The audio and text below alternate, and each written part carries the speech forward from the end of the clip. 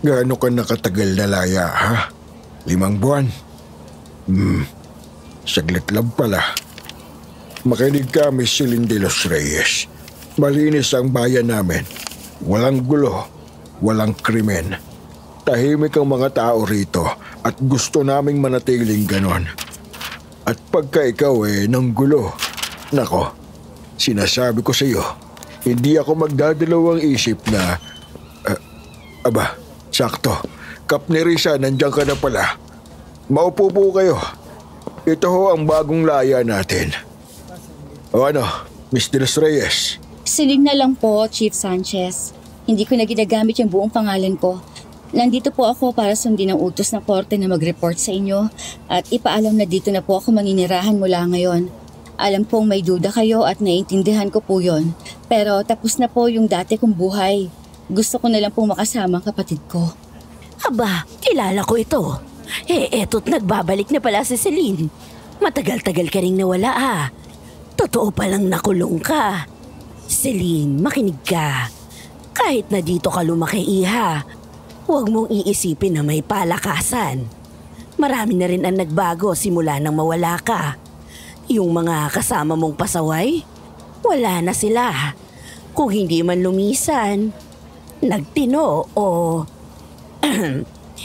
nawala na.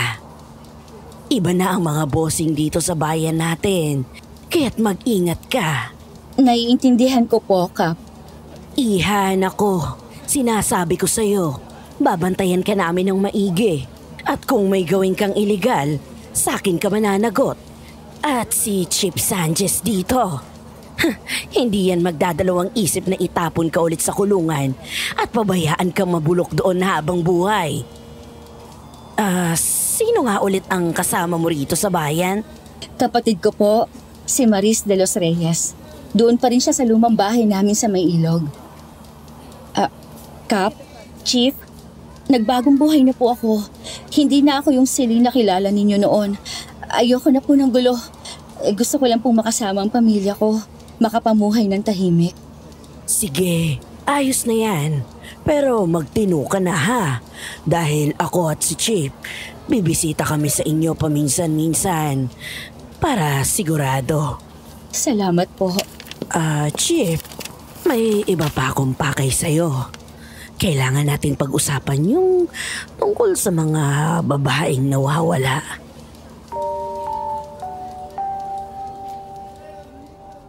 Magandang araw po, Miss Ligaya. Ako po si Celine at kamakailan ko lang nahanap ang inyong channel.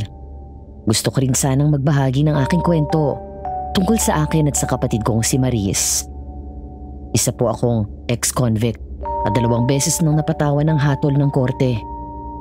Ngayon matapos ang halos 20 taon sa loob ng piitan, makakalabas din ako. Hanggang ngayon ay naninibago pa rin ako sa buhay sa labas ng selda.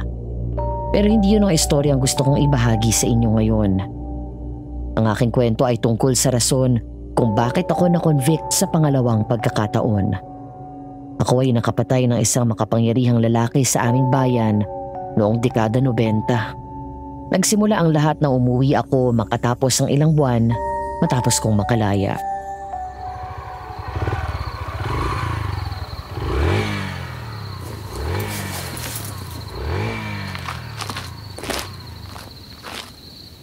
Tao po. Maris?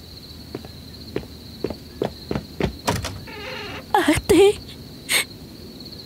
Ate? Ikaw ba yan? Diyos ko, Ate Celine. Ikaw nga. Ate. Sa wakas, nakauwi ka na. Matagal ko nang ipinagdarasal to, ate.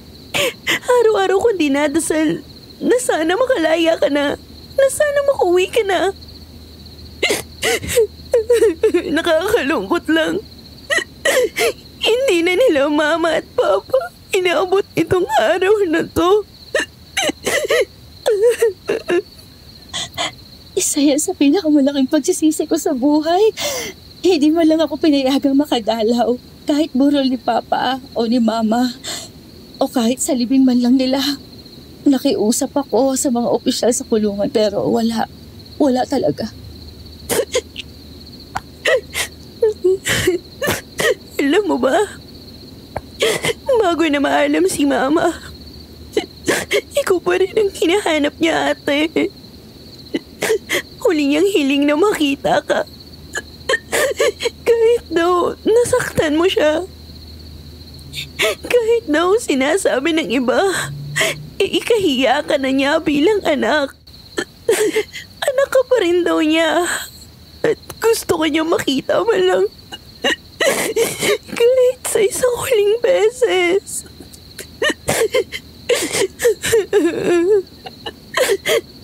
Patawad, Maris.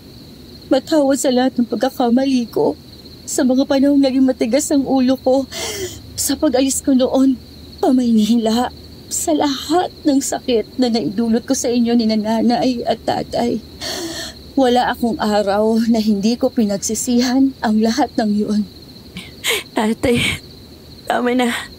Alam kong pinagsisisihan mo lahat. At naniniwala akong pinatawad ka na ni Mama at Papa. Hindi mo na kailangang ulit-ulitin ang paghingi ng tawad. Ang mahalaga nandito ka na. Halika, pumasok ka na. Sigurado akong pagod na pagod ka sa biyahe mo.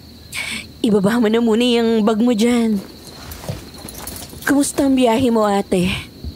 Nung tumawag ka at sinabing uuwi ka, hindi ko inaasahan na ganito kaaga. Gaano ka nakatagal na kalabas? Humigit kumulang na 5 buwan na rin. 5 buwan? Bakit ngayon ka lang nakauwi? Kailangan ko muna makaipon. Kaya kung ano-anong mga trabaho muna sa Maynila ang kinuha ko. At para naman may pera akong umuwi dito. Sana, sinabi mo. Di ako na sana ang nagpadala. Maayos naman ang kinikita ko sa... Hindi na, Maris. Simula na ito ng bagong buhay para sa akin. Kaya dapat lahat ng ito ay mula sa sarili ko. Kailangan kong matutong tumayo sa sarili kong paa. At para hindi ako maging pabigat sa'yo. Sige, kung yan ang gusto mo. Pero ate, napansin ko bakit parang may pagka-ika-ikayang lakad mo. Isa yan sa maraming nangyari sa akin sa loob. Araw-araw na may gulo, para bang isang walang hintong bangungot. Kaya ngayon, gagawin kong lahat para lang hindi na ako babalik doon. Kahit kailan. Pero tama na muna ang tungkol sa akin. Kumusta ka naman, Maris? Kumusta naman ang mag-isa ka na lang dito sa bahay? Ayos lang naman, ate. Ginagawa kong lahat para kayanin. Medyo mahirap lang din dahil tumaas ang amilyar dito sa lupa natin. Pero kinakaya namang bayaran.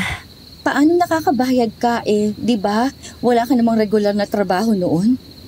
Naalala mo nung huling beses na nabisita kita? Nagtatrabaho pa ako noon bilang labandera. Pero kulang talaga Halos wala akong naiipon. Sinubukan kong umutang sa bangko pero walang gustong magpautang. Buti na lang, may nagbukas na kainan sa may highway. Parang beer house din siya paggabi. Doon ako nagtatrabaho ngayon bilang isang serbidora. Malaki ang kita, ate. Mabuti naman kung ganon. Pero Maris, maayos ba yung mga lalaking kumakain at umiinom doon? Alam mo naman, nagtrabaho rin ako sa mga ganyang lugar dati. At pareho nating alam kung saan ako nauwi. Hindi ate. Hindi ganun yun. Maayos naman talaga at hindi kami pinapabastos. Kapag may customer na sobra, pinalalabas agad. Yung kagawad mismo ang nagbabantay. Minsan, tinutulungan niya kaming lahat. Ligtas kami ron, ate. Anong pangalan ng kagawad na yon? Si Kagawad Eddie. Bago lang siyang nahalal noong huling taon. Pero grabe ate, napakabilis niyang umangat. Tsaka galante din siya. Hindi siya namimili ng empleyado. Kahit nga hindi ka tapos ng high school, tatanggapin ka niya. Karinderya at beer house lang talaga yan, ha, Maris? Sigurado kang ligtas dyan? Sigurado po ako, ate. May pagkain sa umaga, inuman sa gabi, pero maayos naman. Ate, walang masama, okay? Pero paano sumusobra na ata ang pagod mo sa trabaho mo na yan, ha? Ang payat mo na, Maris. Ang putla mo pa. Baka dahil puyat lang ate. Kasi panggabi ako madalas. Malaki kasi ang dagdag kapag panggabi ang trabaho. At bago ko pa mag-alala, sobrang ligtas kami kahit gabi na. May bantay at di kami pinababayaang mabastos, no? At teka, hindi lang yun. Hinahatid pa nga kami ni Kagawad pauwi gamit yung owner jeep niya eh. O kaya may tricycle siya na inaarkila para sa amin. Grabe, kabisado mo na yata ako, ha? Kahit matagal kang nawala ate, kilala pa rin kita. Ikaw pa din ang ate ko at masayang masaya akong nandito ka na ulit. Ako rin, Maris. Grabe ang saya ko at nakauwi na ako dito sa bahay natin matapos ang maraming taon. Pangako ko sa'yo, lahat gagawin ko para lang hindi na muling mawalay sa'yo. Gagawin ko ang lahat para manatili rito. Sandali. Narinig mo yun? Ha? Baka yung aso ni Mang Berting. Lagi niyang nakakawala sa hapon. Nang gabing yon, tahimik kaming nagayos sa kanya-kanyang kwarto. Si Maris ay sa luma niyang kwarto, habang ako naman ay nasa kwarto ko na mahigit 1 dekada ko na ring di nakikita. Nag-aalala ako na baka mamahay ako, pero pagkahiga ko pa lang, agad akong dinapuan ng pagod at nakatulog. Pero nang bandang hating gabi ay... Ano yun? Pusa ba yun? Teka, baka makita ko kung sumilip ako sa bintana.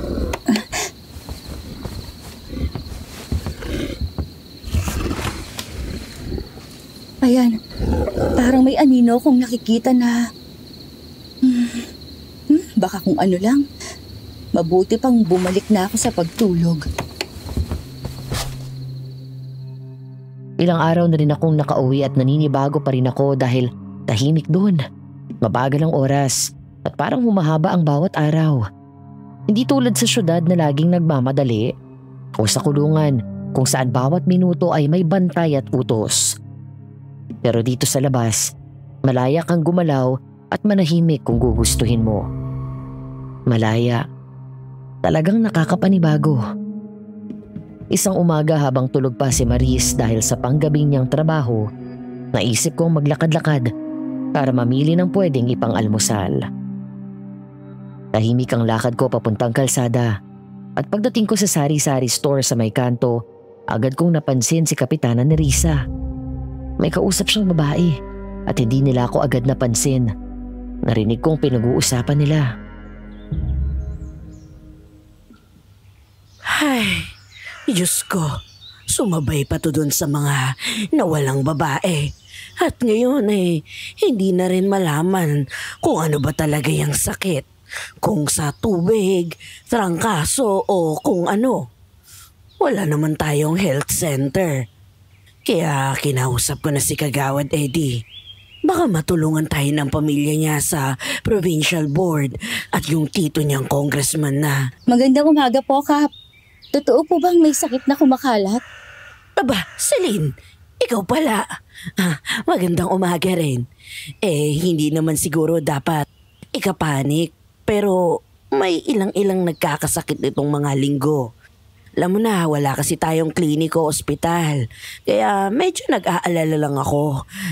Baka lumala pa. Alam na po ba kung ano yon? Wala pa. Pero katulad nga ng sabi nitong si Kumare, baka naman panahon lang ng init-ulan. Kasi kamakailan, di ba? Alam mo na, init, sipon, kung ano-ano. Sana trangkaso lang. Siya nga pala, Kumare. Ito si Celine. Kauwi lang niya dito sa atin. Kapatid siya ni Maris. Saan galing ka mo? Celine. Ayos lang ba na sabihin ko? Naku, sigurado naman akong ayos lang sa'yo, ano? Ito kasing si Celine dating nasa loob ng piitan. Kakalabas lang at dito na maninirahan. Hindi ba, Celine? Opo, totoo po yon. Galing po ako sa loob pero nagbabagong buhay na po ako ngayon. Ayan ha, Narinig mo yun, kumare. Nagbabagong buhay daw. Sure ako, magsisimula yan ng maayos ngayon. Ay nako, good luck sa'yo ha. Kap, kunwari lang po, kung sakaling may magkasakit sa bahay, saan po ba pwedeng kumuha ng gamot at magpakonsulta? Pwede naman sa bayan. May butika ron. At may ospital sa kabilang bayan kung talagang malala na. Medyo malayo nga lang. Kailangan mo ng pamasahe at maagang alis. Wala na po bang mas malapit? Meron naman tayong manggagamot dito. Matanda na pero kilala sa lugar. Si Lola Sabel. Nakatira siya sa may kabilang kalsada. Yung medyo paakyat. Kung kailangan mo, pwede ka namang dumaan sa kanya. Marunong yon sa mga halamang gamot at kung ano-ano pang remedyo. Oh, siya, sige. Mauna na kami ha. May aasikasuhin pa ako sa barangay hall. Ah, nako, oo mare. Yan yung dating proste. Diyos ko, pinoproblema ko na nga tong mga may sakit. Tapos tong mga nawawala. Jesus me. Parang ganun din ang napansin ko kay Maris na para bang maputla. At para siyang laging pagod. May sakit kaya siya? Pero baka ako lang to. Baka dahil matagal ko na rin siyang hindi nakita. Hindi lang siguro ako sanay na gano'n ang itsura niya. At gano'n na siya kapayat. Magandang umaga po. Pabili po ako ng itlog at liver spread. Pati na rin po kung may kape.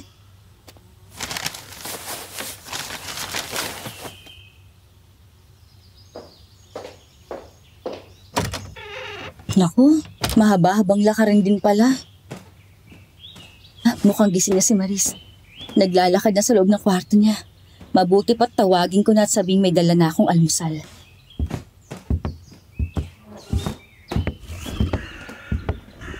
Maris? Oh, ate, saan ka galing? Kanina pa kita hinahanap. Oh, akala ko nasa loob ka ng kwarto mo. May narinig kasi ako sa loob eh. Naglalakad-lakad lang ako. Namili ako ng almusal. Sakto, may natira pa sa panaderye. Mainit-init pa yung pandesal. Ah, ganun ba? Tara na sa lamesa. Siya nga pala. Saan ka naman kumuha ng pambili? May natira pa akong konti mula sa mga mabilisang racket ko bago ako umuwi. Ate, itabi mo na lang yung pera mo. Kung may kailangan ka sa bahay, sa akin ka na lang lumapit. Hoy, ako dapat nagsasabi niyan. Ako mas nakatatanda sa ating dalawa. Ikaw nga tong walang trabaho, di ba? Hindi, biro lang ate. Ako na lang, ayos lang naman. Sa susunod, sabihin mo na lang agad kung kailangan mo ng pera. Oh, eto nga pala.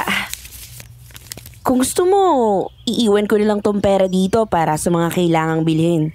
Ayos ba sa'yo yun? Maris, saan mo nakuha lahat ng yan? Galing sa trabaho ko, syempre. Ganyang kalaki kinikita mo? Tuwing kinsenas o katapusan? Hindi ganyan ang kinikita ko kada linggo. Ha? Ang laki niya na. Diyos ko. Maris, sigurado ka bang serbidora ka lang doon? Sus, si ate naman oh. Oo nga, malaki talaga ang kita kasi malaki yung pwesto ng kainan. Andun kami sa may highway malapit sa gasolinahan. Madalas may dumadaang truck drivers at saka may mga pampasaherong bus na tumitigil. Sigurado ka ha? Kung gusto mo ate, samahan mo ako minsan. Tingnan mo kung gaano kaayos ang lahat. Walang masama, promise. Sige na nga. Yung manggagamot? Oo naman. Hindi mo naaalala? Siya yung pinupuntahan natin dati kapag nilalagnat tayo. Yung bahay niya yung may maraming halaman sa labas. Oo nga. Pambihira. Paano ko nakalimutan yun? Ewan ko sa'yo ate. Siguro naninibago ka pa rin sa buhay dito sa labas. Bakit mo naman naitanong? May nararamdaman ka ba? Hindi. Wala naman ako nararamdaman. Ano lang, nakasalubong ko lang si Kap ni Risa sa tindahan kanina. Nabanggit niya may mga tao raw na nagkakasakit. Yung sinasabi nilang yung flu, yung trangkaso. Oo, may iilan nga daw na tinamaan. Parang isa ata sa mga anak ng katrabaho ko nagkasakit din normal lang naman yun, di ba? Kapag palit ng klima, tapos pabago-bago ng panahon. Ah, ganun ba? Ikaw, sigurado kang ayos ka? Wala kang nararamdaman? Nako, ang ate ko napaka-maalalahanin. Ayos na ayos ako, ate. Malakas pa ako sa kalabaw, no? Halika na nga, kain na tayo bago pa lumamig yung pandesal. Nang hapon ding yun habang nasa trabaho si Maris, hindi na ako nakatiis. Naalala ko ang sinabi ni Kapitana at naisip kong dumaan sa bahay ni Lola Sabel. Tama ang pagkakaalala ko sa lugar. Yung lumang bahay na bato sa dulo ng kalsada. Malawak ang bakuran, puno ng iba't ibang halamang gamot, mga puno at kung ano-anong tanim. Paglapit ko sa gate, agad kong napansin ang dalawang babaeng nakaupo sa lilim. Mukhang may sakit pareho. Pumapayat, parang pagod. Nakita ko si Lola Sabel, nakaupo sa mahabang bangko. Kausap ang isang mas batang lalaking matipuno. Mukhang bihis na bihis para sa ganitong tag-ulan. Salamat sa dinala mo, kagawad. Siguradong malaking tulong ito sa panggagamot. Naku, maliit na bagay lang yan, Lola. Alam ko namang halos lahat ng may sakit dito sa inyo tumatakbo. Kung hindi dahil sa inyo, ewan ko na lang po kung anong mangyayari sa mga kababayan natin. Sabihin nyo na lang po sa akin kung may kailangan pa kayo, Lola Sabel. Ayan, parang may isa pa po kayong pasyente. Sige po at mauuna na ako. Magandang hapon po, Lola Sabel. Saglit lang, iha. Maglilinis lamang ako, ha?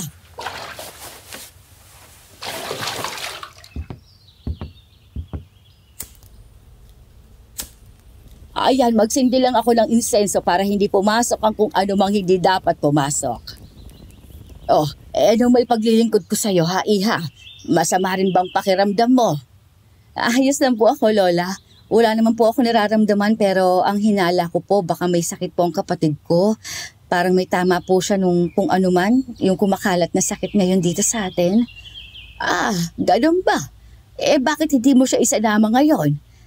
Nasa trabaho po siya ngayong hapon hanggang mamayang gabi. Doon po siya nagseserbisyo sa kainan, yung pag-aari noong si Kagawad Eddie po yata yung pangalan. Yun yung kagawad na nakausap mo kanina. Yung nakasalubong mo. Teka iha, parang hindi mo ata siya kilala. Dayo ka lang ba dito o bagong salta ka pa lang? Paano ko po ba sasabihin? Matagal po akong nawala dito sa atin. Kakauwi ko lang po, ilang araw pa lang. Matagal po akong nawala. maraming taon din po. Pero dito ako lumaki nung bata ako. Iha, sino nga ulit ang kapatid mo? Si Maris de los Reyes po. Ako po si Celine de los Reyes. Aba, Celine! Ay, Diyos ko, ikaw na pala yan! Ay, siguro mahigit 10 taon na rin nang huli kitang makita. Ay, Diyos ko, ikaw na pala ito. Kumusta ka na, Iha? Saan ka ba napunta sa lahat ng mga taon na yon? Lumuwas po ako noon sa Maynila. Nagbaka sakali pong baka may mapala ako. Pero ang kinalabasan po ayun, napunta po ako sa kulungan. Ay nako, pasensya ka na, Iha. Hindi ko naman intensyong manghimasok ng ganon. Okay lang po, Lola. Sanay na rin po ako na itinanong yan. Kung gusto ko lang talaga magsimulang muli, kailangan ko rin pong matutunang harapin yung mga bagay na gusto ko sanang itago. At isa na po ito roon.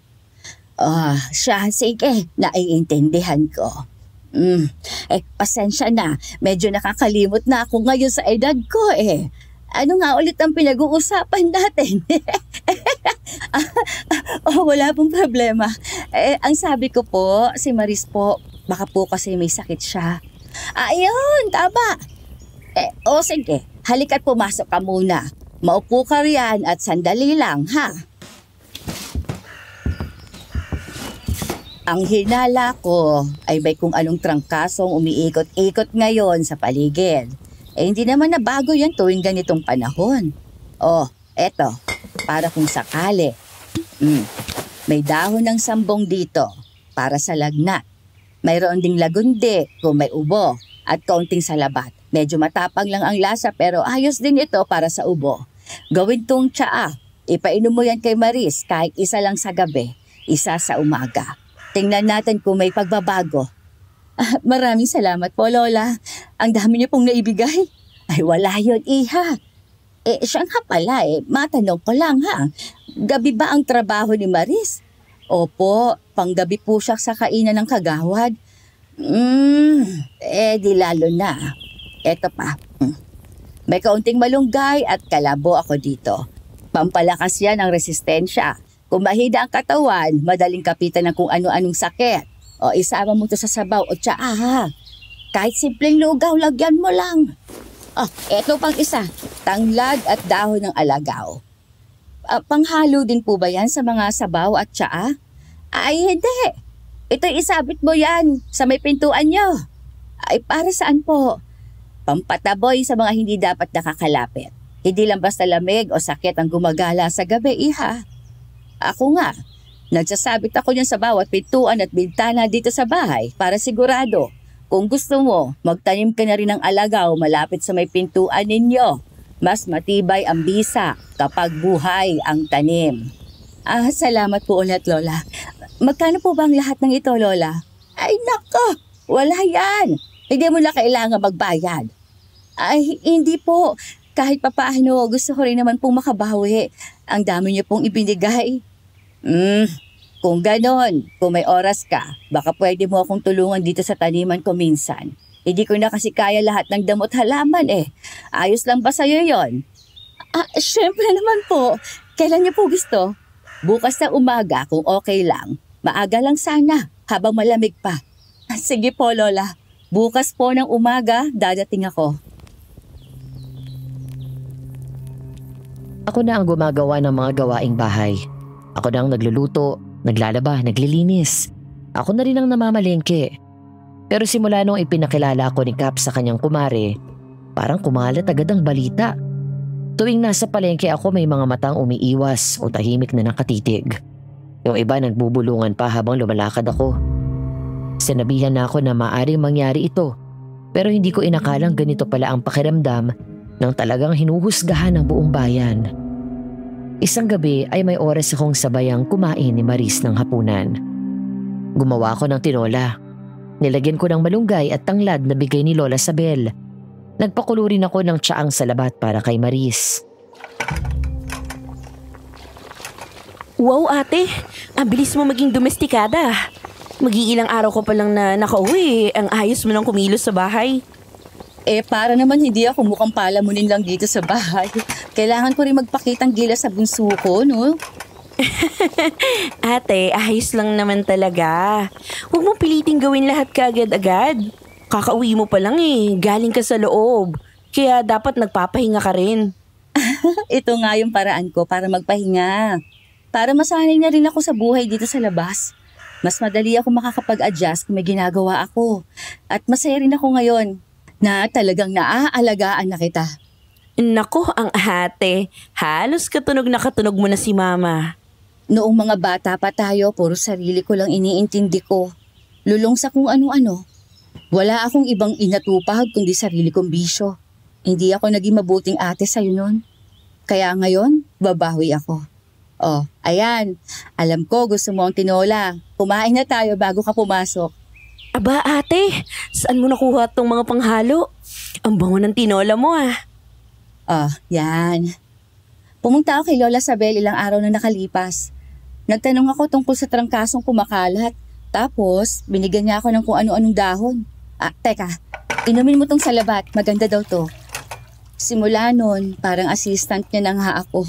Tinutulungan ko siya sa mga tanim-tanim niya sa umaga. Dapat pinapasahod ka na niyan. Nagkaraket ka pa. Gusto ko rin naman. Tsaka sa totoo lang, si Lola Sabel pa lang yata ang nagpakita sa akin ng bait dito sa lugar na to. Oo nga ate, narinig ko yung mga kwento nila. Kung ano-anong kaso pa raw yung sinasabing isinampa sa'yo. Sabi daw, kidnapper ka. O nagnakaw ka raw sa bangko.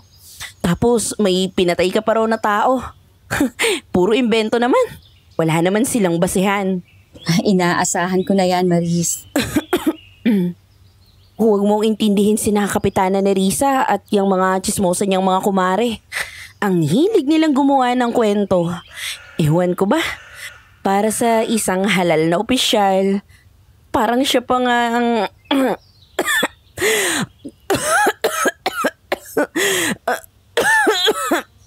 Oy, galit ka na dyan. Uminom ka muna ng tubig.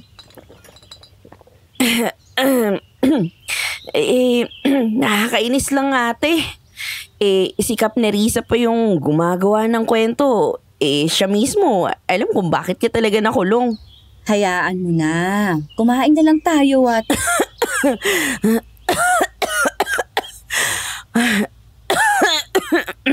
Hoy, Maris! Ayos ka lang ba? Opo, okay lang. Nahirinan lang ako. Hindi yan tunog ng nahirinan lang. Tingnan mo, pinagpapawisan ka na. Okay lang to ate. Galing lang sa sabaw yan. Mainit lang siguro. Ay, nandiyan na pala si Kagawad.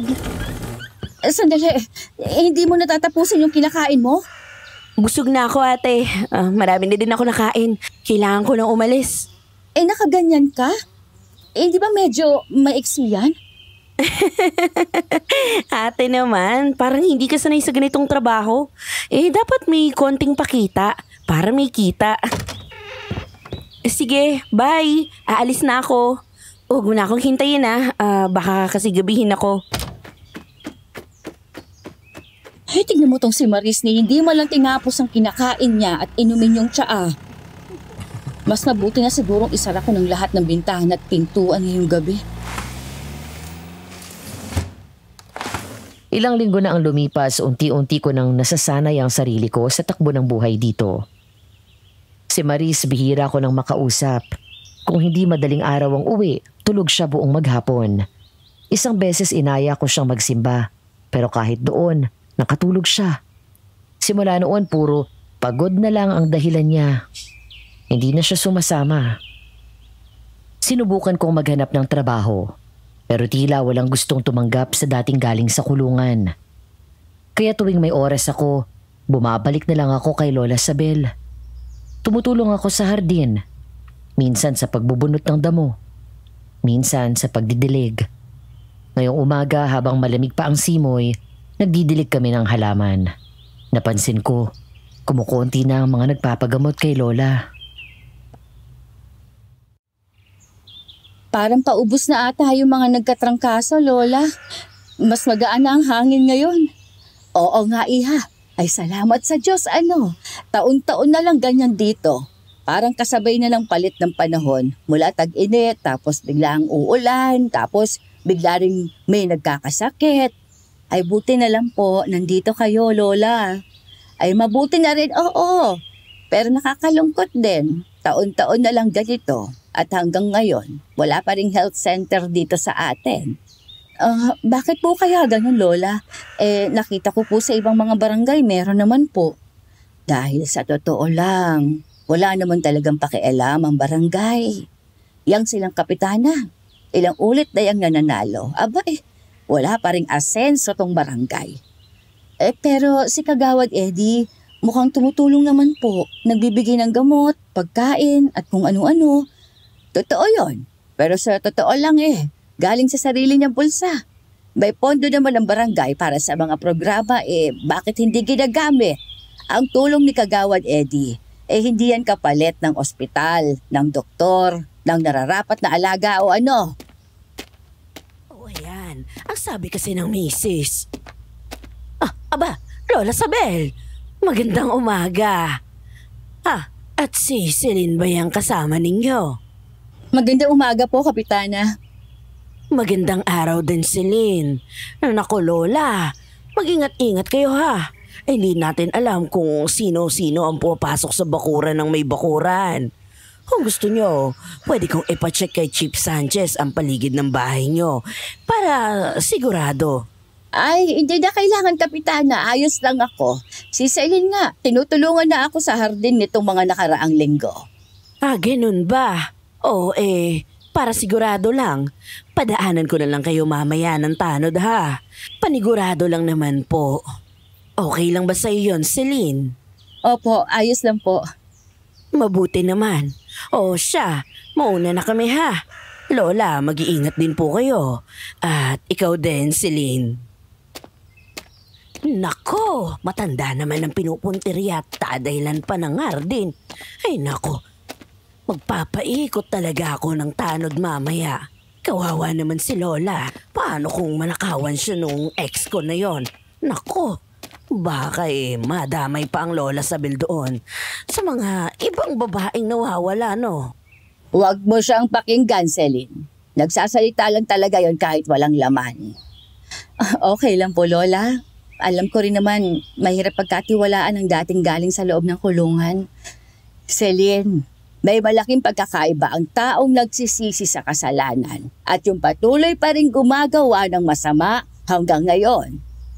Ano pong ibig niyong sabihin? Wala iya. Tumatanda na lang siguro ako kung ano-anong nasasabi ko. Ay halika, tulungan mo ako sa pagputol ng malunggay ko. Masyado na malaki. Ay teka, kumusta naman pala yung pandan at tanglad na tinanim mo sa may pintuan niyo? Nabuhay ba? Nabuhay po, Lola. At nagsisimula na nga bumango-bango. Salamat po ulit sa paso. Lumago naman po agad yung mga halaman, parang sanay sa lupa sa amin. Ay mabuti yan, Celine. Magandang pantaboy ang mga yan sa mga ligaw at masamang espiritu.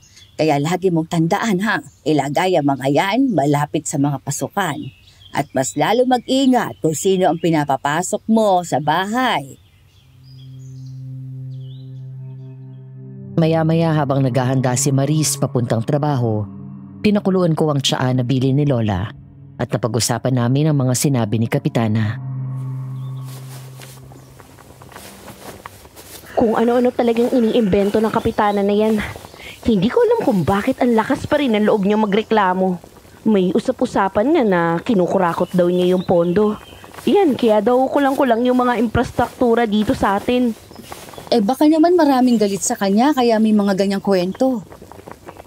Kung ako lang ang masusunod, dapat si Kagawad Eddie na lang ang gawing kapitan. Sa totoo lang, siya lang ang gumagawa ng paraan para makatulong. Kung pwede nga lang, baka mas bagay pa siyang mayor balang araw eh. Ganun ba? Ang sabi ni Lola Sabel, yung mga ayuda at gamot na pinamimigay ni Kagawad ay galing daw sa sarili niyang bulsa? Totoo yun. Siya pati pamilya niya talagang matulungin. May kamag-anak siya sa sangguniang panlalawigan. Kaya may kaya talagang pamilya niya. Pamilya niya? Ang ibig sabihin, may asawa na siya? Ha? Hindi. Siyempre wala ate. Ano ko ba? Bata pa yun. Walang asawa. Ako nga ang gusto. Gusto niya daw na ang atensyon niya ay nasa negosyo lang niya at sa paglilingkod sa barangay. Yun.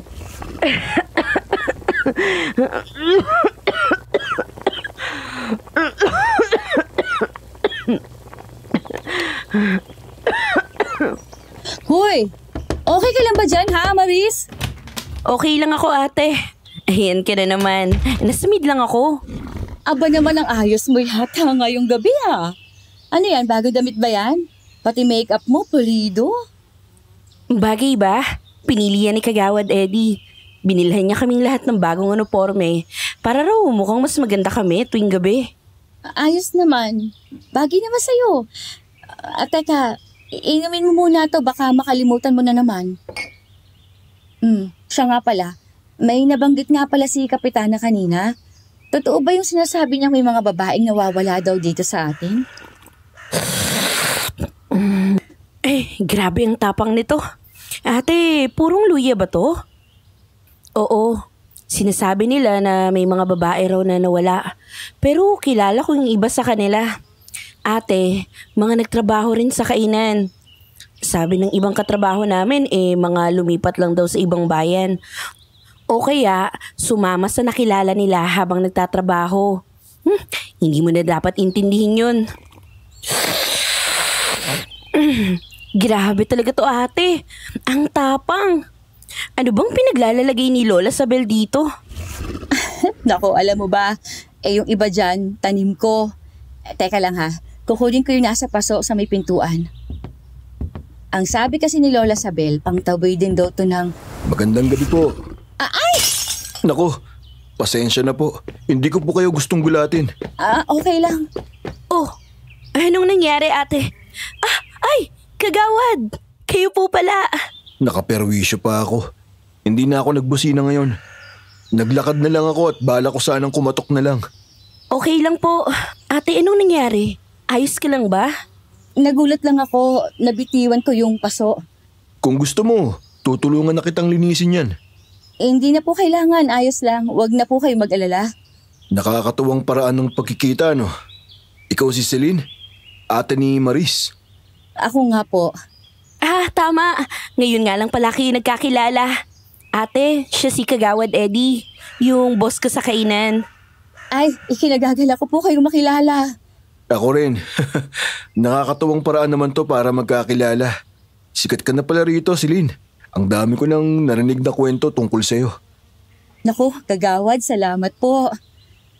Teka, nadumihan yata ang kamay ninyo. Pumasok po kayo. Mag-ingat kung sino ang pinapapasok mo sa bahay. Teka, baka naman nagmamadali na kayo. Mas mabuti pong lumarga na kayo ngayon. Saglit lang naman ate. Pasok po kayo. Naku, salamat. Pero teka, ang ganda ng mga talim nyo ah. Sayang yung paso. Pasensya na talaga. Ang ganda pa naman. Ayos lang. Madaling ayusin yon. Tignan mo yan. Ang bilis ng oras. Dapat umaalis na tayo, Maris. Ay, oo nga no. Baka malate pa tayo. Sa susunod na lang kayo magkwentuhan ni Kagawad ate para mas matagal. Oo, tama yan. Teka Maris. Baka gusto rin ng ate mo na dumaan minsan sa kainan. Para rin makampante siya na ligtas ang pinagtatrabahuhan mo. Di ba sabi mo, medyo nag-aalala siya? Nabanggit po pala ni Maris sa inyo yon? Oo naman. Madaldal tong kapatid mo. Ang dami naming napag-usapan. Kung makakatulong para hindi ka na mag-alala, di dumalaw ka minsan. Magandang makilala mo rin yung mga tao doon. Baka makainom pa tayo. Umiinom ka naman siguro, di ba? Ay, hindi na po. Matagal na. Sayang naman. Pero kahit ganun, dapat bumisita ka pa rin. Kahit hindi ngayon kasi busy. Lalo na pag Biyernes o Sabado. Medyo mainit ang gabi doon. Alam mo na, pagka mga ganong araw maraming tao. Maraming kaganapan. Medyo masaya talaga. Di ba, Maris? Sige, mukhang ayos naman yon. Gagabihin ako ng uwi ate. Ako na lang maghahatid sa kanya mamaya. Mag-ingat kayo. Sige, Celine. Mauna na kami.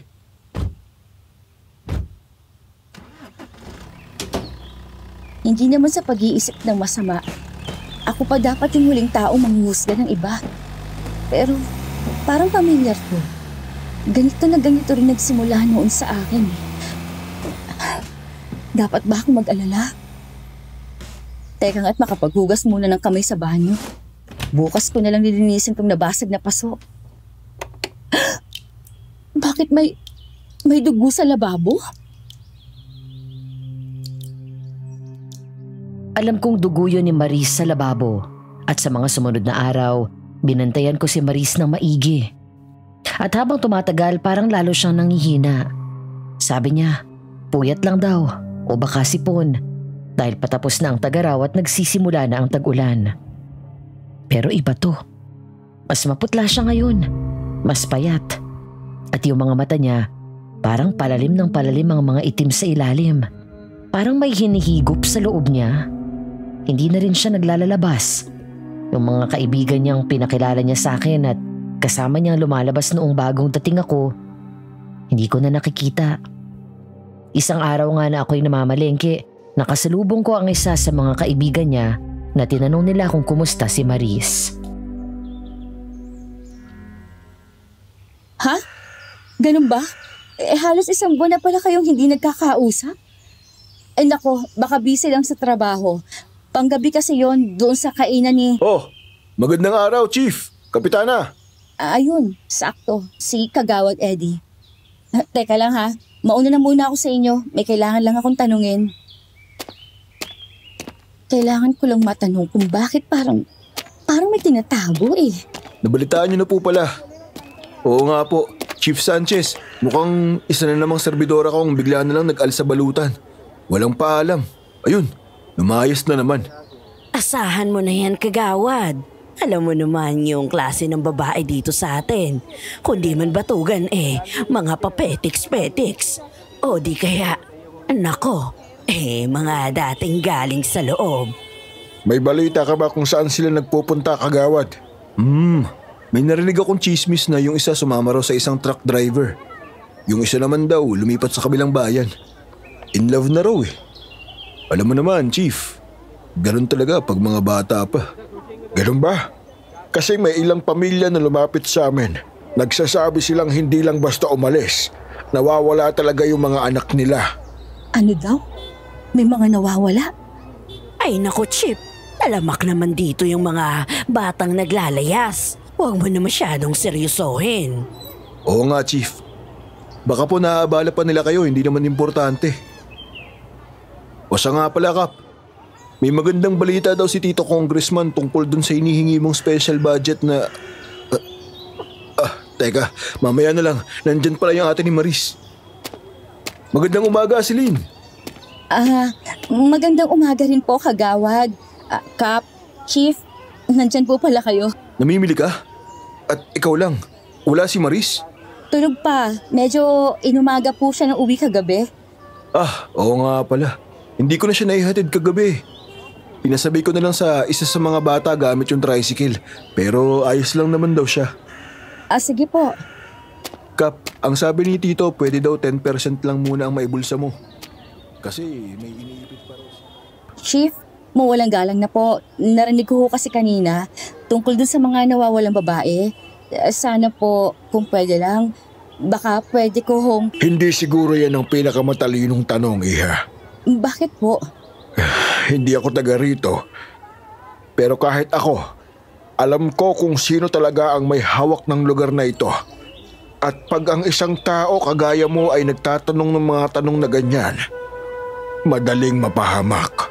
Chief, hindi naman po ako... Makinig ka ng mabuti, Celine. Ex-con ka. Kahit wala kang gawin, kahit wala kang sala, madali kang pagtulungan kapag may nainis na taong may kapangyarihan. Kaya kung ako sa'yo, manahimik ka na lang. Kahit na alam kong may mali? Akala ko ba gusto mong manatiling malaya? Pagkaya ng binangga mo, kahit gaano kaliit ang pagkakamali mo, tiyak, bubulokin ka ulit sa kulungan. Isang gabi na walang pasok si Maris, nagising ako ng 12:00 sa tunog na parang may gumagapang sa bubong. Sandaling pinakinggan ko. Para bang mabigat. Naghahanap ng daan papasok. Noong una, akala ko baka pusa lang kaya pinakinggan ko muna hanggang sa marinig kong binuksan ang bintana sa kabilang kwarto. Sa kwarto ni Maris. Ano yun? Teka nga, parang may pumasok sa loob eh. Matingnan nga. Parang may tao sa loob na... Maris? Diyos ko! Nagulat ako! Ano ginagawa mo sa labas ng kwarto mo? Sandali, may tao ba sa loob? Wala. Wala yung tunog na yun. Gising lang ako kasi umiinom ako ng tubig. Sige, ate, papasok na ako sa... Maris! Ay, Diyos ko, bakit ka tumumba? Maris! Oh, Diyos ko, alamig na katawan mo. Basang-basa ka ng pawis. Ayos ka lang ba? Pagod lang ako, ate. Nakainom lang ng malamig kanina. Siguro, nag-react lang yung katawan ko. Baka naman kailangan mo na magpatingin. Yung trabaho mo kasi gabi-gabi. Sinabi ng pagod lang ako. Ano ba, ate? Bakit ang kulit mo? Wala naman akong sinasabi. Nag-aalala lang ako sa'yo. Baka kasi hindi na talaga nakakabuti yung trabaho mo ngayon. Baka kung ano-anong pinagagawa sa'yo. Aba, at ang galing mo rin manermon, ate. Galing sa isang taong kumita sa pamamagitan ng pagbebenta ng katawan. Maris, alam mo hindi ko ginusto. Alam mo yan, nauto ako sa bugaw. Naniwala ako sa kanya, akala... Mismo! May bugaw ka dati, ate. Ikaw, bayaran ka noon. Ako, hindi. Ako, alam ko na. Ano? Sige, Maris, anong alam mo? Matutulog na ako. Diyos ko, Maris, ano ba nangyayari sa'yo? Hindi nagpakita buong araw sa akin si Maris. At kinagabihan ay narinig ko siyang lumabas papasok ng trabaho. Kaya bandang hating gabi, pinuntahan ko siya sa kainan at una kong napansin ay malaki ang lugar. Halatang pinagkakagastusan. Sa loob, maingay, mausok. May kumakanta ng mga lasing sa karaoke. At higit sa lahat ang mga babaeng serbidorang halos walang saplot at mga lalaking bastos sa mga mata at kamay na kung saan-saan umaabot. Umupo ako sa sulok at nagmasid. Lumapit ang isang serbidorang mukhang lupaypay. Nagpakilala ako at nagtanong kung nasaan si Maris. At ang sagot, kasama daw si Kagawad gabi-gabi sa kanyang opisina ng ganitong oras. Mag-aayos na raw ng inventaryo. Nung nagpakilala akong ate ni Maris, itinuro ako ng isang serbidora sa likod kung saan ang opisina ni Kagawad. Andito yata sa dulo yung... Buti at dumating ka ngayong gabi. Masaya ako. Hindi ko to palalampasin kahit kailan. Nag-alala ako kagabi. Narinig ko raw na nag-away kayo ng ate mo. Akala ko hindi ka na darating ngayon. Nasa bahay siya kagabi? Eh paano? Wala siyang alam. Masyado siyang pakilamera. Gagawin ko ang lahat. Makabalik lang dito. Sa'yo. Kahit ano? Kahit iwanan mo ang ate mo? Oo. Mas mahalaga ka sa akin. Tama yan. O ito, inumin mo muna. Ano to? Alak lang yan, pamparelax. Huwag ka nang kabahan.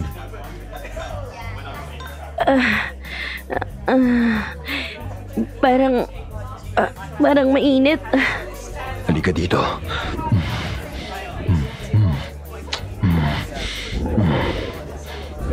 Hindi ko kayang panoorin to. Pag-uwi ko halos hindi ako nakatulog. Ramdam ko pa rin ang bigat ng gabi.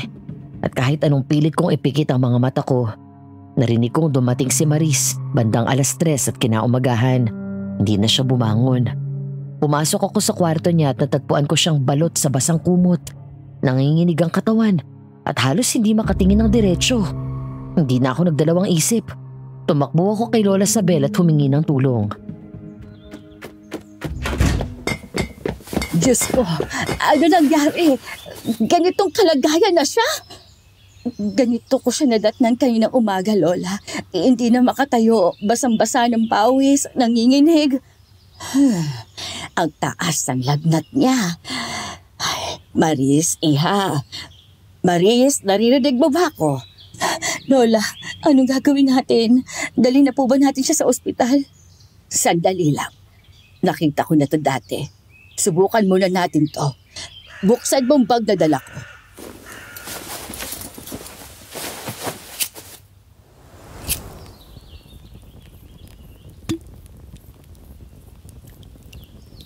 Tignan mo mabuti, iha, habang tumutulo ang kandila sa tubig. Lola, ano bang ginagawa nito? Tahimik ka lang. Basta tignan mo ng maigi at sabihin mo sa akin, anong nakikita mo sa mga tulo ng kandila, Celine? Parang may lalaki at babae. Tama bang nakikita ko, Lola? Para bang nagsisiping. Diyos ko. Bakit, Celine? Anong alam mo? Kagabi po sinundan ko si Maris sa trabaho at narinig ko sila ni Kagawad Eddie sa loob ng opisina niya. Ay, Diyos ko po. Siya ba? Siya bang may kasalanan nito? Celine, makinig ka sa akin mabuti. Hindi labang sakit ang bumabalot sa kapatid mong si Maris. May humihigop sa buhay niya. Humihigop? Lola, ano po bang ibig ninyo sabihin? May aninong bumabalot sa kaluluwa ng kapatid mo. May nilalang na kumakapit sa kanya. Dumidikit tuwing gabi. Hindi ito basta-bastang lagnat lang, Celine. Lola, kanina sabi po ninyo, nakita niyo na to dati. Ano po bang ibig ninyong sabihin? May isang dalaga. Lumapit sa akin ilang buwan nang nakalipas. At parang si Maris, maputla, laging pagod, nanginginig. Akala ko ay trangkaso lang, di ba't panahon nga ng trangkaso noon? Akala ko'y uubra mga dahon, tsaa, langis. Tapos po, anong nangyari sa kanya? Hindi na siya bumalik. Kinabukasan, ang sabi ng nanay, bigla na lang daw nawala ang anak niya. Walang paalam, walang iniwang gamit, pero ang sabi naman ng mga kasamahan niya sa kainan ni Kagawan, umalis daw, lilipat ng bayan, sumama sa lalaking nakilala. Ewan ko ba? Ang totoo, ang nanay niya ang sigurado. Wala raw balak umalis ang anak niya. Wala namang binanggit, wala ring nakitang senyales. Nagsumbong po ba sila sa pulis, kina Chief? Oo, nagsampa sila ng report. Naghahanap ang mga pulis, ilang araw din silang umiikot, pero wala. Kahit anino, walang nakita. Tapos, isang gabi, dumaan si Chief sa aking bahay at tinanong ako kung ano ang opinion ko. At ano po ang sabi niyo? Ang totoo, ayokong sabihin noong una, pero ngayon, hindi na ako sigurado kung may panahon pa para mag-ingat. Celine, may klaseng aswang na hindi nangangain ng laman. Hindi yung tipong sumusunggab sa palayan o lumilipad na may pakpak. Tahimik siya, maingat, masahol pa. Hindi siya kumakain ng katawan pero unti-unting inuubos ang kaluluwa. Aswang, Lola? Oo, sigurado ako. Isang nilalang na dumidikit sa babae. Dahan-dahang nagpapalapit. Kunwari mabait, maasikaso, madalas nga'y minamahal. Pero sa bawat gabi na lumilipas, may nawawala. Parang alon na kumakain sa pampang. Hindi mo agad mapapansin. Lola, sigurado po ba kayo? Baka naman po kwento-kwento lang yan, yung mga panakot sa bata.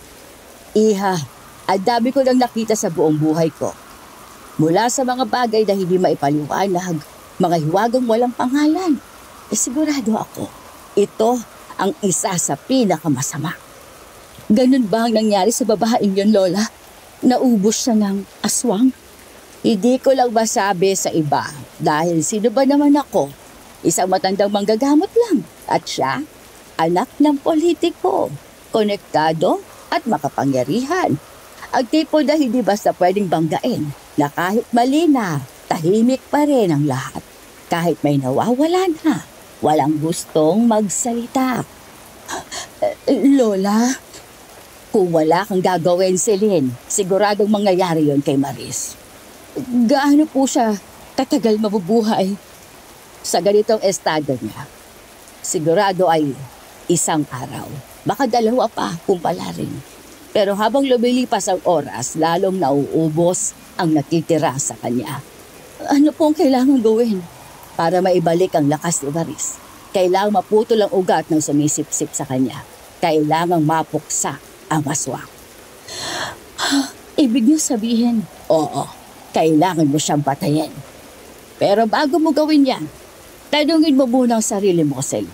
Handa ka ba sa mga kasunod? Hindi lang basta tao ang binabangga mo. Kapag nawala siya, mapapansin yan. At kapag napansin, Malamang ay ibabalik ako sa kulungan. handa ka ba para doon? Kung para po kay Maris, opo. Kahit ano gagawin ko para sa kanya. Kahit ano. Kung ganon, kakailanganin ko ito. Patalim na gawa sa tanso. Lumang gamit pero mabisa pa rin. Pinamana ng turo sa akin ng panggagamot. Pero Celine, kailangan mapalapit ka sa kanya. Talagang malapit. Sa dibdib mo to dapat idiin. Diretsyong itarak sa puso. Naiintindihan ko po. Ito naman ay lana. Dinasalang langis. Kung hindi mo siya agad na matamaan, ibuhos mo to sa kanya. Masakit to sa balat ng tulad niya. May plano ka na ba? Opo. Alam ko kung paano siya lalapitan.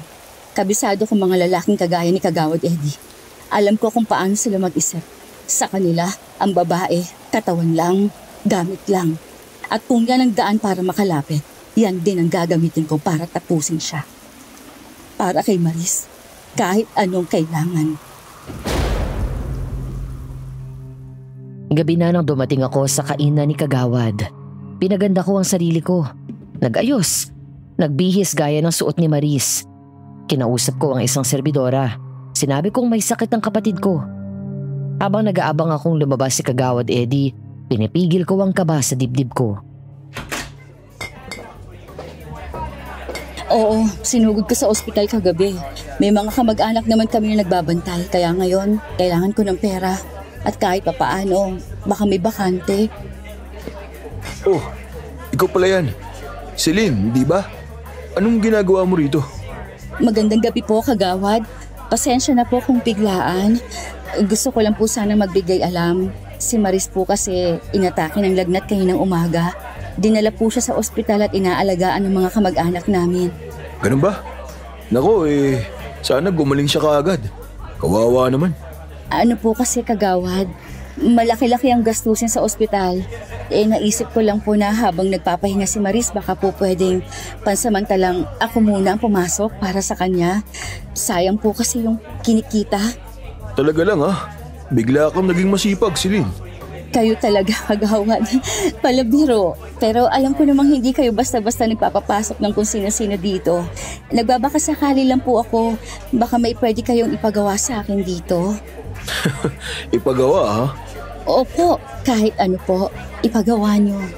Alam ko naman pong narinig nyo na ang mga kwento tungkol sa akin, hindi ba? Baka po kung ayaw ninyong dito ako magtrabaho sa labas, baka po doon sa loob, mas magaling ako. Nako, alam mo naman ako, hindi naniniwala sa chismis. Gusto niyo po bang patunayan ko? Nako, delikado yan. Pero sige, kung gusto mo, ngayong gabi magtrabaho ka muna. Tignan natin kung bagay ka rito. Ano? Sige po, Kagawad. Naku, maraming salamat po. Nagtrabaho ako ng gabing yun, pero siniguro kong nakatingin siya.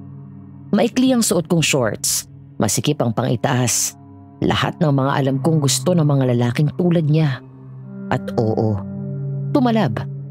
Hindi halos nawala ang tingin niya sa akin buong gabi. Kadiri. Parang ibinalik ako ng katawan ko sa lahat ng ginawa ko bago ako nakulong. Pero sa bulsa ko, ramdam ko ang bigat ng tansong patalim. At ang bote ng lana, umiinit sa init ng katawan. Nagpaiwan ako hanggang magsara ang kainan. At nang inimbitahan niya ako sa opisina niya, alam kong ito na ang pagkakataon ko. Sige, maupo ka. Napansin ko ang sipag mo kanina at mukhang tuwang-tuwa ang mga customer sa'yo. Salamat po, Kagawad. Ibig sabihin ba niyan tanggap na ako? Pwede ka naman talagang maging serbidora ko. Pero may iba pa po ba kayong gustong ipagawa? may isang espesyal na trabaho. Mas malaki ang bayad at hindi mo na kailangang humarap sa customer. Anong klaseng trabaho po ba yan? Umiinom ka ba? Kahit anong ipagawa mo, kahit anong ipainom mo, Kagawad. Yan ang gusto ko. O ito, inumin mo. Cheers po. Bueno, Kagawad, tungkol po doon sa trabaho, magkano pong bayad? Halika nga muna rito. Lumapit ka. Maganda ka rin talaga, no?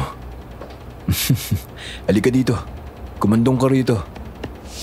Kasama ba yan sa trabaho, Kagawad? Oo. At kayang-kaya kitang bayaran ng malaki, Celine.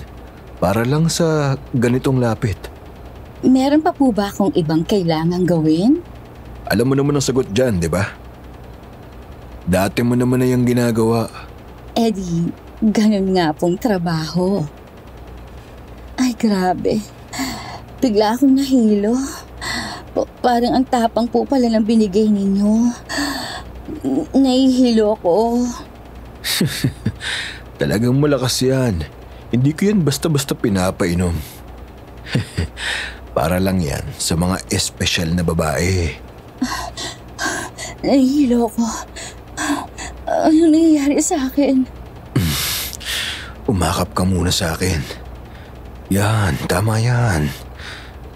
Alam mo, ang trabaho, malaki ang kita. Pero may konting problema lang. Katulad ng... Nakakapagod. Katulad na lang ngayon.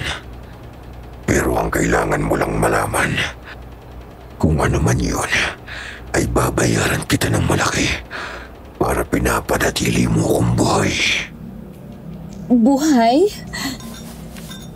Ibig sabihin ay... Hindi mo na kailangang intindihin kung anong ibig ko sabihin. Basta ang mahalaga ay nandito ka na. At wala ka nang magagawa kundi tanggapin. Walang tutulong sa'yo. Lahat sila nagmakaawa. Pero sinong tumulong? Walang kakalaban sa akin. Kahit nga yung kapitana ni Risa na yan. Siya pa nga minsan na nagdadala ng babae sa akin. Kapalit ng pera at impluensya ng aking pamilya. Ito ba ang ginawa mo kay Maris? Oo, ginawa ko ito kay Maris. Sa nauna sa kanya at sa hindi mabilang na iba pa bago sila. Para akong hihimatayin. Ano ka ba? Aba, ang lakas mo ah. Karamihan ng babae, bagsak na sa sahig sa gantong oras. Pero ikaw, bumubunganga pa rin. Tama nga si Kapitana. Ibang klase ka. Sige, habang inaantay natin ang tuluyang bisa ng pampatulog. Isa akong uri ng aswang. Hindi ako kumakain ng laman. Sinisip-sip ko ang lakas ng mga babaeng ibinibigay ng sarili nila sa akin. At yun ang nagpapalakas sa akin. At yan mismo ang gagawin ko sa'yo. At ngayon, wala ka nang magagawa, kundi... Hindi mo na magagawa to kahit kanino pa. At bakit? Ano naman ang balak mong gawin?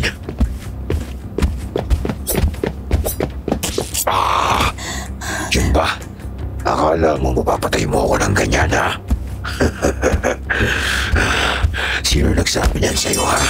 Yung matandang manggagamot na yon. Papatayin ko rin yan pagkatapos kitang ubusin. At pagkatapos, si Maris ang susunod. Hindi. Hindi ako makahinga. Uubusin ko lahat ng natitira sa'yo at kulubot na kalansay na lang ang mahahanap nila sa'yo. Hindi mo na magagawa yan sa kahit kanino, kailanman. Ano to? Anong ginawa mo sa akin? Nasaan yung tansang patalim? Ayun. Tinitiyak ko lang na hindi ka na ulit makakapanulit kay Maris at sa lahat ng tulad niya. Wag! Celine! Pakiusap! Para kay Maris!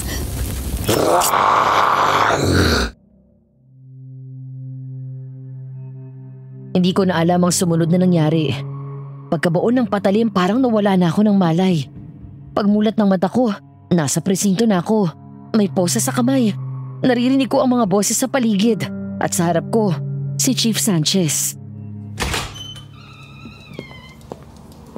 Ayan, gising na tong suspect. Teka, ako na muna ang mag-i-interrogate. Umupo ka. Alam mo ba kung anong ginawa mo? Ginawa kong kailangan kong gawin. Ngayon, buong pamilya ng kagawad nandito. Gusto nilang patayin ka. Hayaan mo sila. Alam ko kung anong ginawa ko. At alam mo rin na tama ang ginawa ko. Tinapon mo yung buhay mo, Celine. Akala ko ba gusto mong umiwas sa kulungan? Gusto ko, pero hindi kapalit ng buhay ng kapatid ko. at lalong hindi kapalit ng mga babaeng maaaring maging biktima pa. Ang ginawa mo ay labag sa batas at kailangan kang makulong. Labag sa batas, oo. Pero tama. Chief, alam mo ba kung ano talaga si Kagawad Eddie? Oo. Matagal nang may hinala si Lola Sabel at sinabi niya sa akin. At naniwala ako sa kanya. Kaya alam mo tama ang ginawa ko. Tama nga. Pero sa ginawa mo, kulungan ng kapalit habang buhay. Yan ay kung hindi ka pa maunahan ng pamilya ni Kagawad. Mas makapangyarihan sila kaysa akala mo. Diyan ka na muna. Sige, papasukin mo na yung kapatid na... Ikaw, walang hiya kang ex-con ka. Kriminal. Kapitana, hindi ka po pwede dito.